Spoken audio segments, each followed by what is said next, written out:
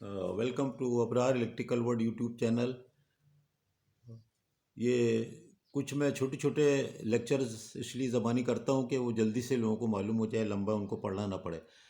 अब दो टेस्ट के बारे में बात करूँगा 3-4-5 मिनट के अंदर अंदर।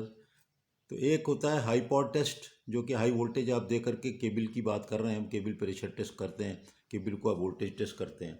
और एक होता है पार्शियल डिस्चार्ज। अब हम जब केबल को ख़रीदते भी हैं तो एक्सेप्टेंस जो करते हैं उसमें ये सब चीज़ें भी शामिल होनी चाहिए और होती हैं। अब दोनों में फ़र्क क्या है और क्यों, क्या इसमें बड़ा इम्पॉर्टेंट बात है। देखें, जो हाई पावर टेस्ट है, हाई पावर का मतलब आपको पता है ना, high potential high voltage test, pressure test इसके नाम है।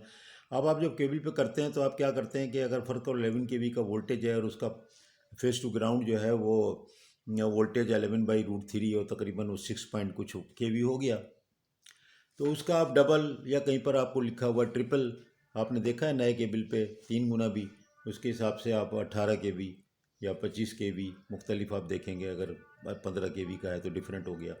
तो इस तरह आपको हाई वोल्टेज टेस्ट करेंगे तो ये जो हाई वोल्टेज टेस्ट है ये पास फेल टेस्ट है। यानी अगर केबल प्रेशर स्टैंड कर गया तो आपका केबल सही है, और केबल नहीं स्टैंड कर गया तो समझो आपका प्रेशर जो है वो प्रेशर टेस्ट फेल हो गया, यानी केबल आपका फेल हो गया। ठीक है। और लीकेज करंट जो एकदम शूट करता है तो आपको पता होता है कि केबल फेल हो गया, यानी केबल का इंसुलेशन पंक्चर हो गया।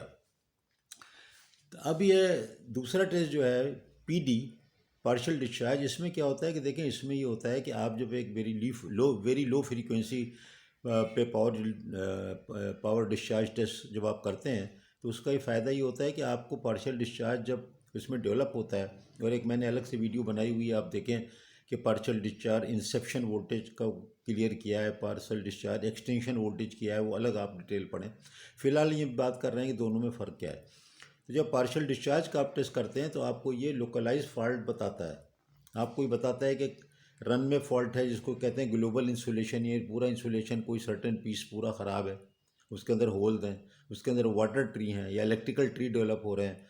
ये सब पे मेरी वीडियो मौजूद हैं तो इनको मैं यहाँ नहीं कह रहा। अब आप देखें कि अगर आपके पास कहीं पर जो है वो जॉइंट्स हैं और जॉइंट्स में स्प्लैशिंग सही नहीं हुई, इंसुलेशन में वाइड्स आ गए, उसकी वजह से पार्शियल डिस्चार्ज है, तो ये सब चीज़ें आपको कौन बताएगा? ये पार्शियल डिस्चार्ज टेस्ट आपको बताएगा।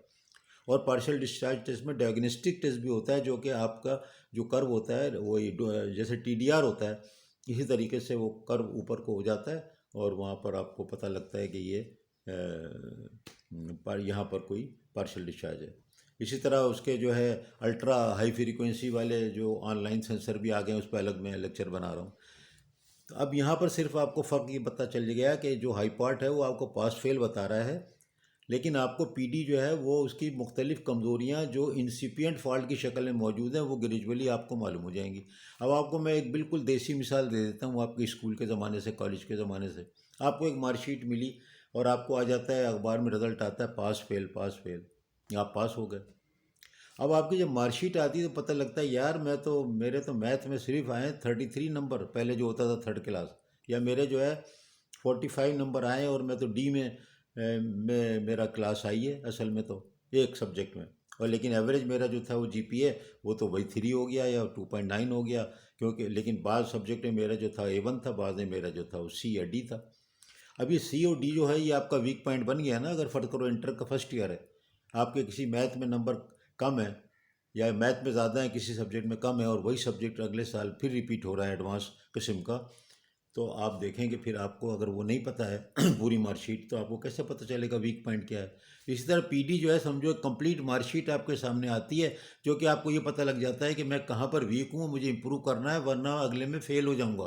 तो ये बताता है पीडी टेस्ट कि भाई ये देखें ये वाटर ट्री डेवलप हो रहा है, यहाँ पर ये वायर्ड्स हैं, और ये देखें इस केबल को हिस्से को चेंज करें या इस जॉइंट को दोबारा बनाएं खोल के, वरना ये 2 साल 3 साल 4 साल में केबल फेल हो जाएगा, यानी यहाँ से पंक्चर हो जाएगा और फ्लैश हो जाएगा और केबल डैमेज हो जाएगा। तो देखिए, मैंने एक बहुत देसी किस्म की फंडामेंटल मिसाल से आपको समझाया, मेरा ख्याल है कि बहुत आसानी से आपको समझ में आ जाएगा। देखिए, ये भी 4-5 मिनट से कम की वीडियो है, तो इससे आपको समझ में आ गया होगा, दोनों का फ़र्क बहुत वाज़ेह है। बहुत शुक्रिया।